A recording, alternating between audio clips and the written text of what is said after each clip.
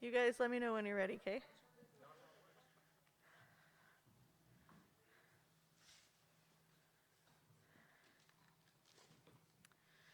Okay, hi everyone. Thanks for coming back. I'm going to introduce the next panel that we got going today. We have Where Do We Fit In with Angie Tuesday, Natalie Theisen, Joe Kornelson, and Scott Stewart. Give it up for the next panel. Thank you.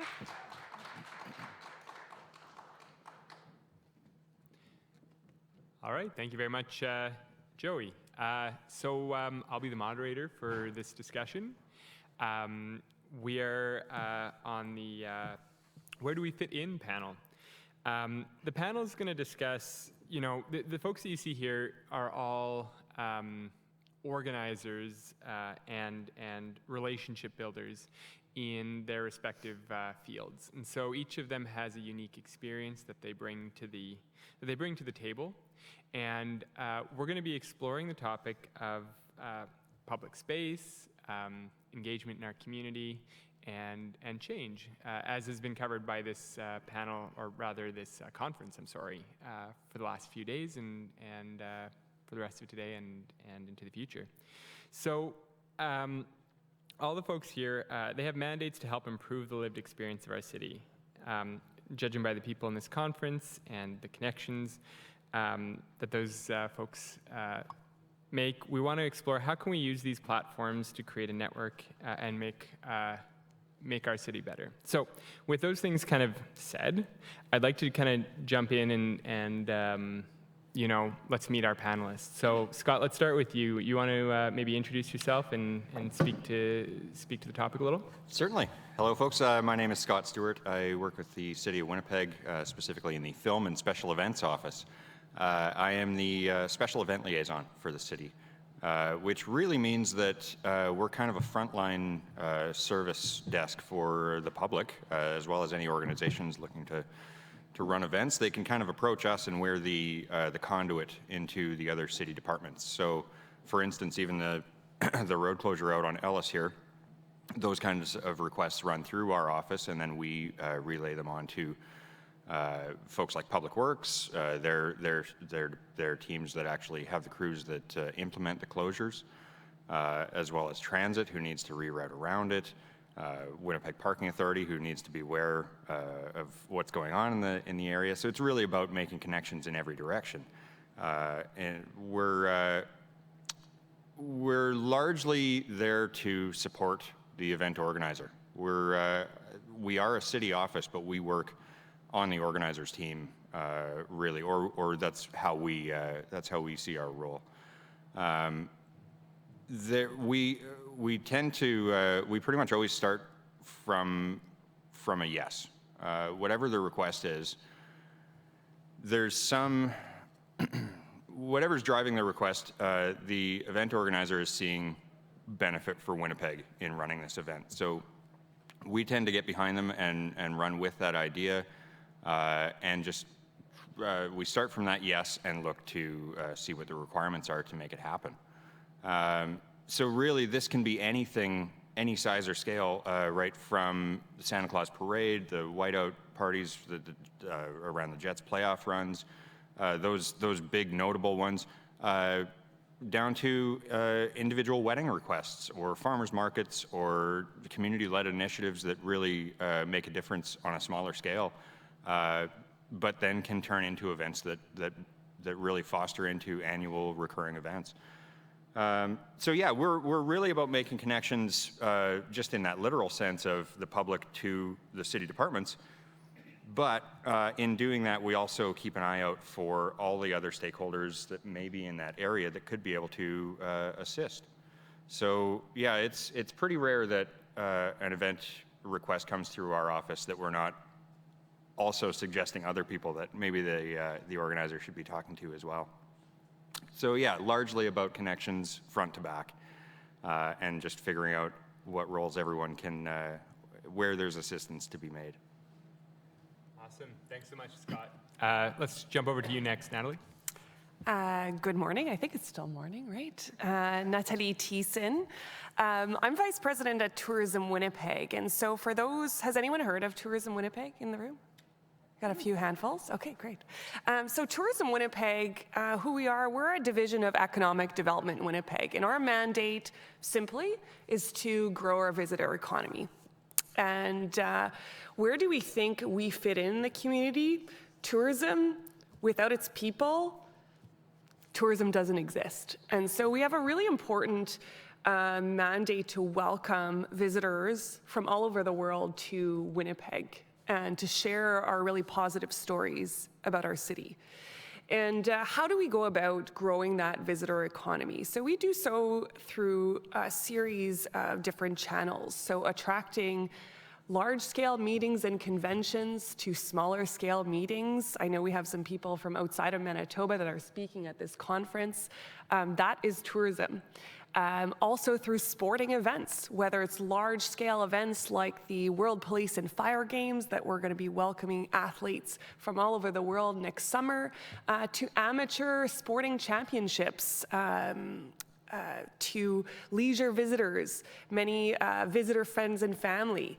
We look forward to welcoming those visitors back. Perhaps they have international students who are at U of M or U of W and their friends and family come to Winnipeg for the first time because they've invited them to come see where they study and they're learning. So there's a very many different means that we go after welcoming visitors to Winnipeg. And at the forefront, tourism is about community, because all of us in the room here, all Winnipeggers, Manitobans, have a role to be ambassadors for their city and share the positive things that our city has to offer.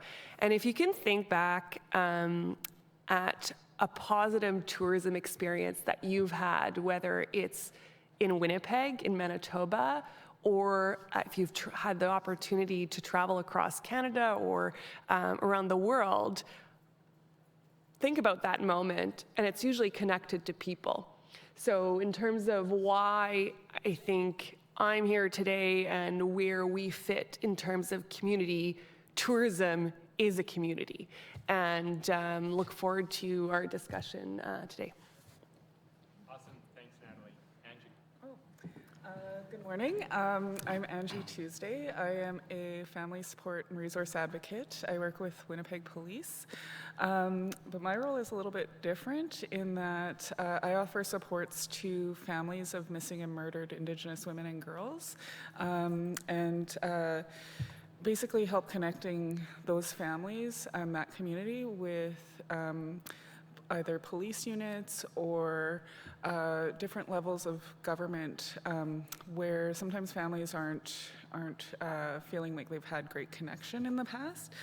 I also connect with a lot of outside agencies who provide therapeutic supports to sort of share what the experiences have been of those families and how we can improve supports on a larger scale, because sometimes families are feeling disconnected. They're feeling like they have a lot of questions and maybe not a lot of answers or not a lot of supports.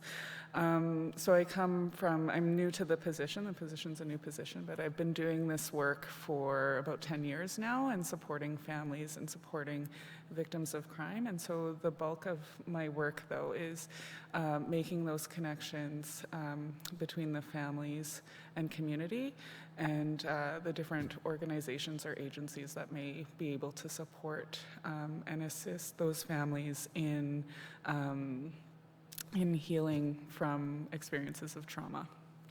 It's a little bit of a different role that I play. Thank you, Angie. Mm-hmm. And thank you to all the panelists. So I have a few sort of questions here that I figured that we could sort of work our way through and sort of discuss our various roles and how we use our roles to impact the city. So could you start maybe, we can go in, maybe we'll work our way back. We'll start with Angie and work our way back to Scott. What is a project or program that you're involved with right now that is making Winnipeg a better place for everyone or for an important group in the city of Winnipeg? Well, I think my role in itself is so new to the Winnipeg Police that that's the major project, right? And so a lot of what I'm doing is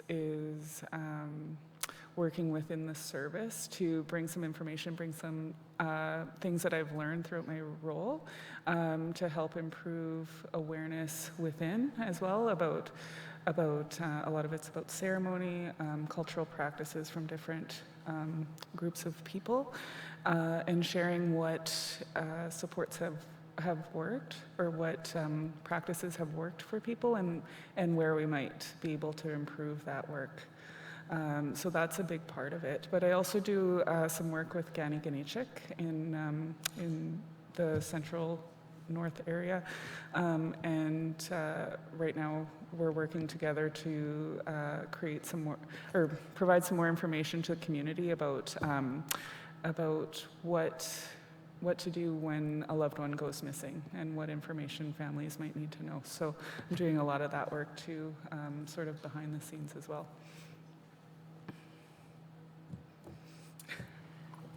I think there's a few things right now. As you can imagine, the pandemic, the tourism industry was one of the first hit, the hardest hit, and will be one of the last ones to recover.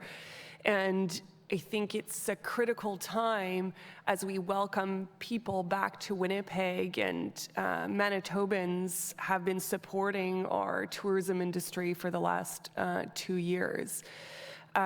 Currently, with my role at Tourism Winnipeg, I've been participating with Joe actually on a downtown recovery strategy. And the strategy is founded on 5 pillars to look at downtown specifically and the needs and the impact beyond tourism of what needs to happen to see our downtown thrive again. And so my role in this project is chairing a subcommittee on energizing spaces downtown, because we know that events like this, bringing people back together, the community back together, to have meaningful exchanges, to take in entertainment, to have conversations, that is what's going to sort of support and help sort of downtown thrive again. So I think it's a really important work, and there's a lot of work to do in getting all levels of government to get building further connections with all the stakeholders that really have a vested interest, and that's from arts and culture to not-for-profit organizations that are supporting vulnerable populations in our downtown, to businesses that have been really struggling in our neighborhoods. So it's a really meaningful and important project that goes sort of outside of Tourism Winnipeg's mandate, but we see us having an important role to ensure that we can bring back events safely and to ensure that they have a positive experience in our city and share that positive story, and to make sure we can welcome back visitors to Winnipeg. Nice. In my role with the Special Events Office, it's this may be a bit of a cheesy answer, but I kind of, for each new request that we get, I have to put myself in the organizer's shoes and see the importance in the event for them. And I keep saying event or special event, and often people think street festival. But that could be awareness march, things like the climate strike, things like the defund the police protests. Those all, we still have a role to play in those important issues as well. So there's always a mixed bag of whether you're helping someone find the exact right spot for their wedding, to start their new life with their partner together, that's clearly going to be very important to them, and I kind of need to jump on their side and help push that through. To those other major global topics we're seeing more and more of those types of events, those marches, awareness walks, on an annual basis. So that's kind of the cheesy side of it. Is really I have to put myself in the shoes that every event is extremely important to Winnipeg. On a personal side, I think my answer would be very close to Natalie's, where I think our office just needs to play a role where we can help dock the events world that's been somewhat floating for the last couple of years and not really knowing where they're going to land. We're working to kind of build some stable ground for them so that they can get their programming back on track for 2022 and keep it running successfully after that. Awesome, thank you.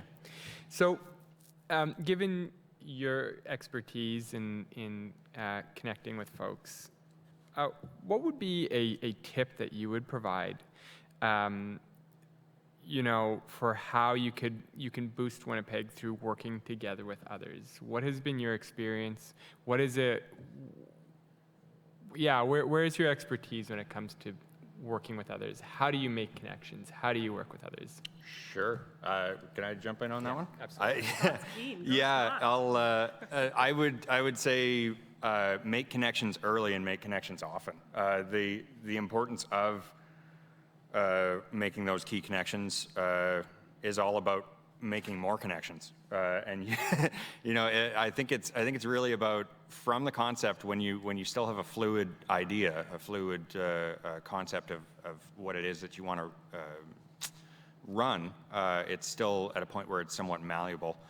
That's a great time to spread the word to other organizers, other organizations in town, especially folks like the biz groups.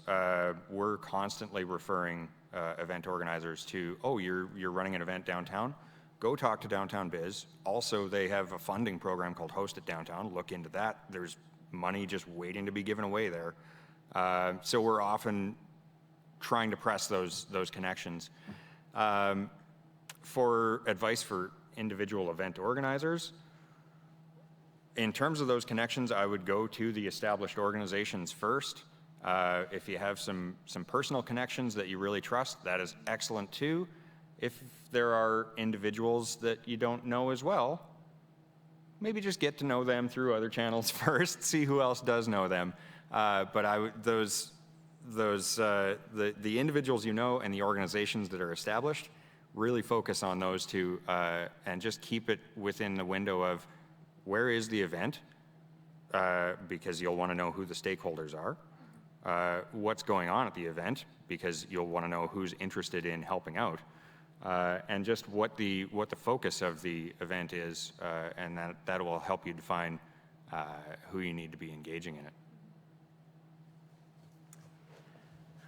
I think from my perspective, I would say the power of referral, and the other element is in building connections is also you'll be pleasantly surprised or always be open to meeting new people and having different conversations. In our line of work, we work with local ambassadors from all walks of life to help us influence decision makers to bring conventions to Winnipeg. I'll use their example, working with the urban planning department to bring an urban planning conference to Winnipeg, to working with a local grassroots organization to bring a conference regarding homelessness, to working with a doctor to bring a national physicians conference to Winnipeg. And I never know when those opportunities, those connections are going to take place. And having one meaningful conversation with an individual who's passionate or is a subject matter expert about their particular field has sparked other opportunities. And those opportunities create referrals through our team, and then we get phone calls. Natalie, can you help us bring this event to Winnipeg, because we're really passionate about rural physicians having more access and more resources, as an example. So, you know, tourism is sometimes seen as a fun industry. Right? It's the fun industry, but there's some serious connections that can take place, not just to grow our economy in terms of we're one of the largest industries in Manitoba in terms of economic impact, but it's the social connections and those impacts that can really change people's lives. So we feel like we have an important role to play in that. And another sort of piece of advice, getting back to your question, is I think just the power of listening, I think, is really important. And I look at, you know, I've had a chance to work with Scott and Joe before, but Angie, was the first time was last month where we got to meet on Zoom. Well, this is a new connection that I've made with Angie, listening to her work and her stories, and this is how our network grows. So I think those would be the two pieces of advice. The power of referral and also listening can help build meaningful connections. Thanks. So I think one thing that I would share is I've been doing work mostly with Indigenous groups. And so what I've learned through over the years is a relationship isn't built just by meeting once, maybe every month or so. There almost has to be like a consistency, right? Because people aren't especially in a role like how I work with Winnipeg Police right now. It takes a little bit of time. And previous to that, I was working with Manitoba Justice. So I was always in a systems-based role. And so it takes some time for people to learn to trust, to learn who I am and what I'm about, and to trust that I will help them in any way that I can, and will help them to have a voice in meetings, for example, or in connecting with officers or any other system. So that all takes time, and there's certain relationships that I've built that are really strong, but those are years in the making. So what I would suggest to anybody like trying to do that work is to not give up after the first time, because people might not, there might not be outwardly a connection right at that first meeting.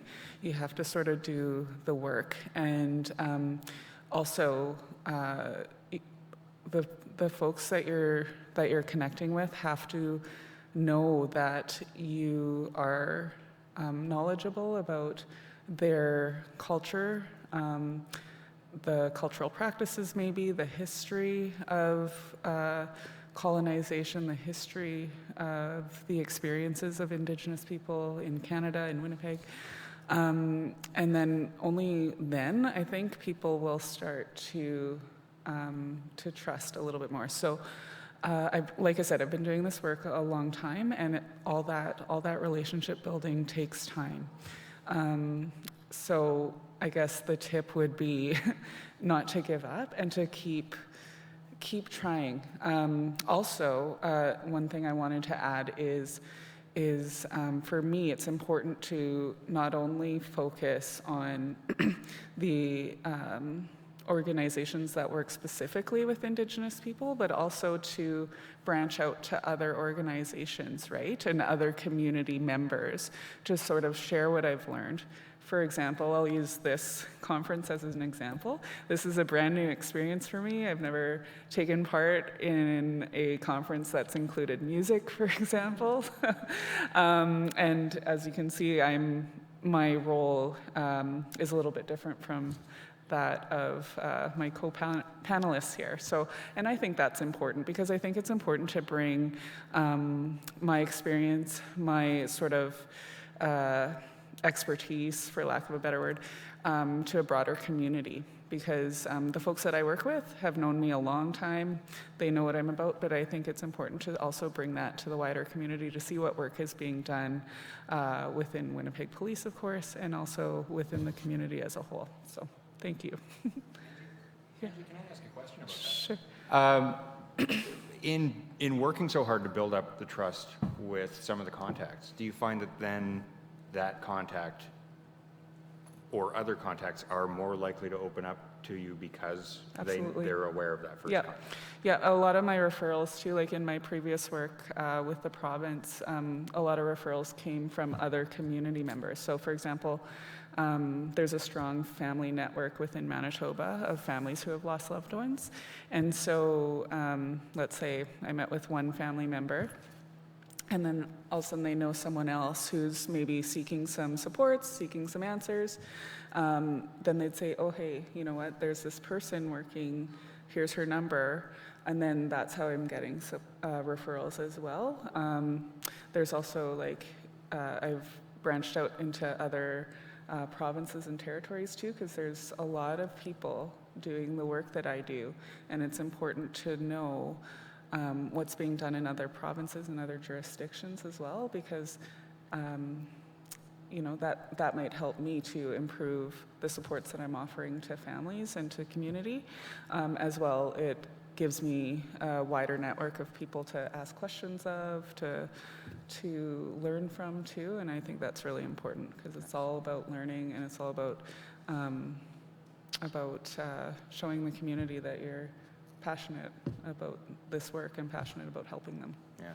Again, very, very different topic, but similar strategies where I'm sure Natalie would agree that the event organizers out there that are going out and making more connections, you end up hearing about what they're working on from the other organizations. And the more they connect with those organizations, the more organizations are willing to connect with them. So yeah, it's quite often where we'll hear of something, we'll connect them with Downtown Biz, Downtown Biz will connect them with Tourism Winnipeg, and then soon the whole mechanism is working in their favor. So yeah, just thought that may be a bit of a similarity there. Yeah.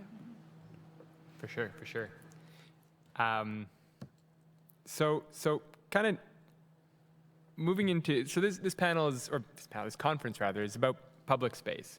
And I'm wondering, you know, maybe at this point in the panel, we'll kind of move it into talking a little bit about public space.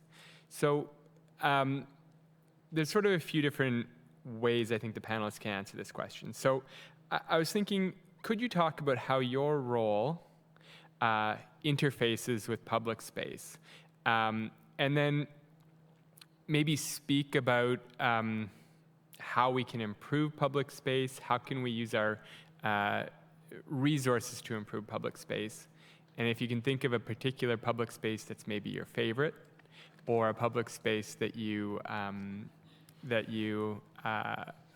would like to see maybe improved, maybe talk about that. So I kind of jumped all over the place there a little bit. I gotta write It's these a all real, down, I know, Joe. it's a real, you know, mix of sort of thoughts and questions in there. So I'm going to kind of throw that to you, and if you want, you can ask for, you know, after one panelist, if you're like, can you please ask the question again? No problem. I'll kind of roll it all out again as best I can.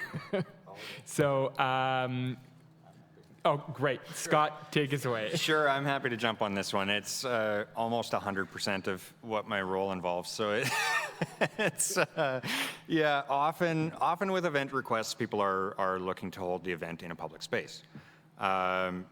So that, again, we jump on side with the organizer and we try and make that happen for them, as long as it makes sense. There are some considerations. We don't want to negatively impact the safety or the convenience of the rest of the general public, who relies on the roadways, the parks, for commuting, for their livelihoods, and just for their fun. But at the same time, we need events to kind of spice up our lives and also raise awareness and funds for every cause under the sun. So yeah, it's a constant that people are looking to use public space. In our office, that typically means roadways or parks, sidewalks sometimes. but yeah, street festivals and any events in park spaces, we've got the systems in place to kind of hand over the care and control of those spaces to the event organizer for whatever that time is. And for both of those are processes that are open to every citizen, every member of the public can apply for these closures or park bookings. So it's really, yeah, we're kind of there to help facilitate that. Now, in terms of favorite spaces, that ranges a little bit, just because there's so many different types.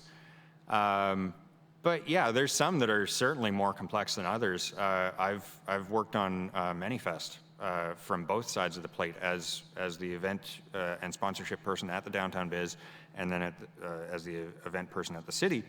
That's a complicated event. It's you're shutting down basically the center of downtown or a big portion of it to host an event. But overall, I would say there's a net gain for the public in the event. It can be a traffic difficulty, but overall it provides a lot of entertainment and a lot of fun for the people of Winnipeg and gives them a chance to celebrate their own city. Yeah, I'll maybe hand it off at that point, but I'm happy to jump in again. So I'm not obviously an urban planner, so I was thinking while you were talking, and you know what? A lot of my job is about taking physical space, creating social space for the families that I work with. So, for example, the spaces that I've been employed in don't allow for smudging ceremony because there needs to be, certain aspects that are, in place, such as ventilation and things like that. So a lot of my work too has been to seek out spaces that I can meet with families that will allow for that little bit of ceremony. Also advocating for those spaces to be created within justice, within our police station. And also just encouraging the folks that I work with when we're meeting with people to be able to take that time and take up take up that space to be able to to be able to engage with families in that sort of ceremonial way. And I think that also, like I said, will show the families that we are dedicated, we're committed to offering that support. And I know that, again, it takes time because there's a lot of infrastructure that needs to be addressed, but that's how my role has been working out, is to sort of make suggestions for making changes to the space so that people are feeling safe, physically, spiritually safe, and so that we're addressing those items to be able to move forward in a good way. Is there a favorite public space, Angie, for you in Winnipeg? You know what? In terms of like outdoor space, are you thinking? Outdoor or indoor? Mm-hmm. Well, I mean, I'm an impacted family member as well, so I've lost a loved one, and I love going to the Forks Monument that's there. I also know that the warming hut, I think, is still at the Forks, but I just feel good there, and I think it's amazing to have spaces like that. I think there should be more awareness around over the year, not just like, I know the warming huts are sort of specific to the wintertime and things like that, but I think there needs to be more spaces like that where families, where community can go to learn, to be on the land, to engage in some land-based healing practices, where right now I think there might be some around the city, but a lot of the places that I know of are outside of the city, because, you know, that's where a lot of the healing is happening, and that's where you know, that's where there's space to do those sort of larger scale ceremonies as well. For me, maybe I'll start with one of my favorite public spaces. I'm from Saint-Boniface, born and raised Franco-Manitoban, and so Whittier Park along the river is a special public place because it's connected to my heritage, and I've learned a lot about the site and its origins and its connections to people, and so it has a very meaningful place in my heart, and also an opportunity to bring my family and to learn about our history in Manitoba. And so that's one of my special spots. In terms of our role from a tourism perspective, I've welcomed, over my last 12 years as Tourism Winnipeg, welcomed people from all over the world in different industries to come visit Winnipeg for sometimes their first time, whether they're from Toronto or China or Australia. And it's always fascinating to me, and you can, again, I'll ask you to think about when you visit somewhere and what spaces mean to you, you want to know the story of that place. And so the real value, and Winnipeg has such rich stories to tell, and we have the opportunity to share that with our visitors. And so if you look at the Forks, you know, Angie, you mentioned the Forks, you know, you have the culinary experience, you have the outdoor exploring, you have, you know, devastating and stories to share with, you know, monuments to murdered Indigenous women, to also sacred spaces for ceremony. So it's an opportunity to share with visitors the story of what is Winnipeg, what is this space. So I think it's an opportunity that I think our team at Tourism Winnipeg really values, that we can actually share what those stories mean to Winnipeggers, to Manitobans, and it's evolving, right? The story we were sharing 10 years ago is not the same as we are today, and there's probably more of an evolution that needs to happen. So back to your third, I think one of your questions, Joe, around which spaces needs more love. I think we could all probably brainstorm a bunch of locations in our downtown specifically that need more investment, but I think we have a unique opportunity to work together in different sectors of business in Winnipeg to identify those and say, how are we going to come together so that it's a place for everyone? And yeah, we look forward to that work, ongoing work. Awesome. Thank you, everyone. I think with that, maybe we'll move to audience questions. Are there folks here who would like to, you know, maybe ask a question of our panelists? So I'm going to introduce myself. So my name is Kornelson. I was here yesterday. I'm a support worker, so I support people with intellectual disabilities that live independently in the community.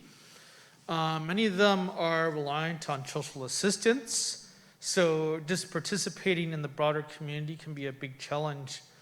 So my point here that we seem to be ignoring is the equal participation of our most vulnerable in the downtown areas. And I see things such as the library being closed on Sundays, Portage Place dying. I mean, we've got an opportunity to turn that into a hub so that we have community there. And I mean, I'm dealing with people that the walk down the street, the 5-minute walk down the street is their foreign trip. I mean, it's a foreign trip for some of them just to go to the Manitoba Museum or the concert hall. And I feel that we're missing this aspect as part of this discussion today, that lived experience. And maybe the first question is the person from Tourism in Winnipeg, you talk about being involved in the recovery of downtown. Where do you see lived experience as part of that recovery? And how can lived experience play a part of that recovery? Because it can't just be the business, it needs to be the residents. I mean, I work with people who often lack the skill to speak for themselves. I mean, who rely on the library as their outlet for community, or the Sherbrooke pool here. I mean, that's what I'm dealing with on a daily basis. And I just want to get that point out, is that lived experience. So where do you see that lived experience as part of the redevelopment of downtown? Thanks, Carlos. Natalie, it sounded like he was directing the question to you. Would you like to answer that? Yeah, I can maybe start off, and if anyone wants to jump in.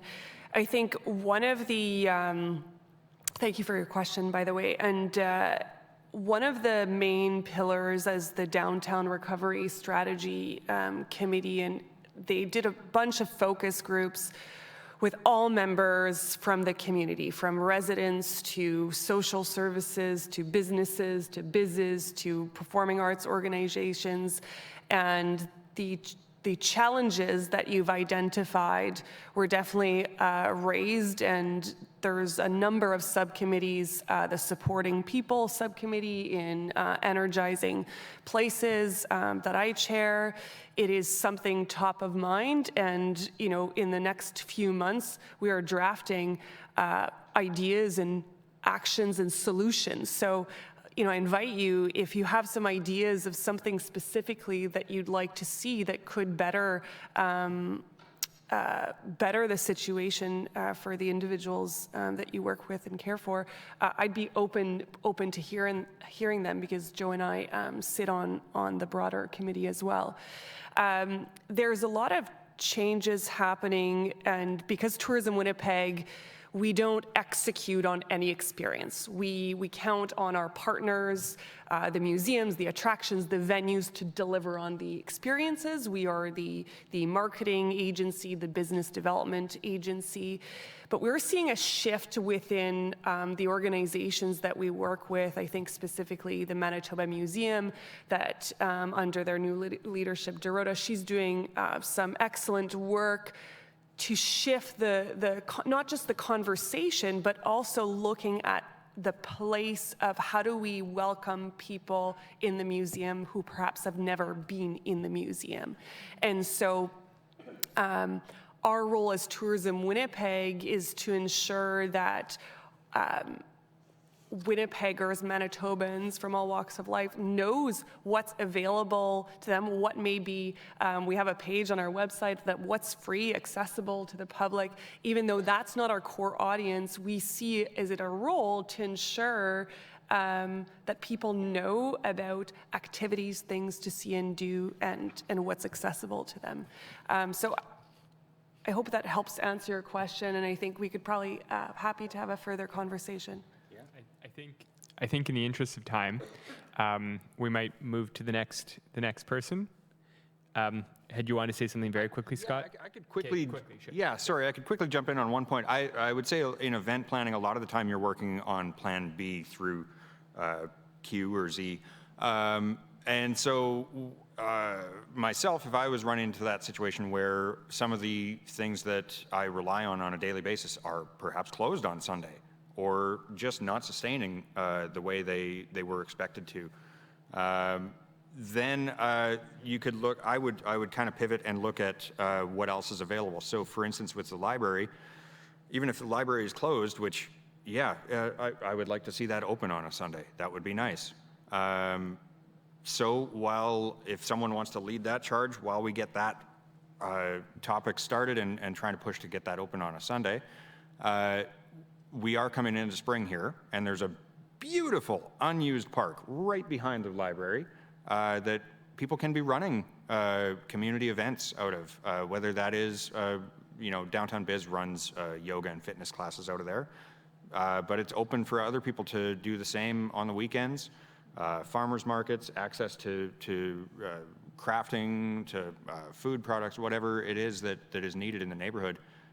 There's a park right in the center of town that's just gorgeous. And we can, if for someone who's interested in getting some programming going there, we can definitely help you out. Great. Next question. Hi, question directed to Scott and Natalie. Speaking with how the city of Winnipeg works and the economic development, how well does your Tourism Winnipeg and the Special Events Division actually coordinate and work together in promoting community activism and community supports? Sure. Well, there's one person who's usually between me and Natalie, and that would be my manager, Kenny Boyce. I think you We're guys on speed dial. Yeah. Yeah. Anyone who knows Kenny Boyce is probably called by Kenny Boyce on a daily basis. So that's. Do you want me to jump in? Yeah. Sure. I mean, Scott and Kenny and the team at Tourism Winnipeg, we work as a team, and I think that's where we talk about building relationship. We can't do what we do without Scott and the team, and vice versa. Yeah, and so we need to work together. And so rather than dividing and conquering, sometimes it's having both of us at the table meeting with an event organizer if they're from outside the city. And we've worked actually more recently on a public event that'll be free that can't be announced just yet. But Scott and I hosted a large group of these decision makers in Winnipeg, and we facilitated the conversations of how can we work together and what are some roadblocks, what are the gaps, and how can we each within our mandates of our organization work together to help secure that event for Winnipeg, which again would have a really positive impact for the community. So I think depending on the nature of event, if it's brings outside visitation, usually the opportunity will come through our office and we connect the city. If it's more a local Manitoba event, we can help promote it, then we sort of funnel sort of the promotion efforts. So very much aligned in our efforts and often open communication. I think that's key too, is being aware of what's happening in each other's own shops is, I think, critical too. Absolutely. I would think that between the three of us here, we have we usually work on three very different types of connections. Angie, I'm assuming you would often be on a one-to-one basis just because of the sensitivity of some of the topics that you cover. Well, it depends. So a lot of my work is with families individually, but I also go to a lot of community events. I've helped coordinate some events and providing supports there. But a lot of that, like organizing the space, that would belong to the organization that's actually facilitating the event. But I do know from my experience that we always want to think of the family first. We always want to, and maybe I'm sort of off topic, but we always want to make sure that families who want to attend can have access. So we want to make the event accessible, not only we want to make sure we're reaching out to the families, and we're asking for that engagement on what they want to see. We do that for the events that I've been a part of. We do that for my role too. And so the families, the community always has that that chance to offer their input. Yeah. So I hope I've answered that question. I know it's a little bit different from. Yeah, I was just kind of thinking that you would probably be in a position where you're working with individual families a lot. I'm kind of in a position where I'm working with individual communities to put on smaller community events up to larger community events. And Natalie's kind of on the world stage, taking the best of Winnipeg and showcasing it to everyone in the globe. So yeah. If I can add one thing, Scott, I think one of the shifts in our industry is that when they bring an event to Winnipeg, they want to see what opportunities for legacy impacts. They want to leave a positive impact to the community. And that's becoming one of the #1 things that we get asked by associations that have a mandate, and they want to make sure that they're giving back to the community. And that could look in various different forms. So that's not something that historically we would have been equipped with the resources, but we're creating new partnerships with grassroots not-for-profit organizations, whether it's, whether it's volunteering opportunity, whether it's donation, whether it's leaving in, depending on the type of event it is and its industry, making sure that there's a connection. So I think that's where there's probably more opportunity to work with departments and like Angie works in, to sort of bridge the gap of how can we give the tools to event organizers to make sure they can leave a positive impact in a respectful way that the community wants. And so that's a new area that we'll be exploring, because we don't necessarily have all of the expertise within our shop. Awesome, awesome. Now, I do believe we are out of time. To the questioner who's standing there, I am deeply apologetic to you for that. But you know what? If you want to hang around, I'm sure the panelists can come down and we can chat with you for a little bit. So thank you very much, everyone, for your time. The panelists, I want to thank you for finding the perfect balance between thoroughness and succinctness in your answers.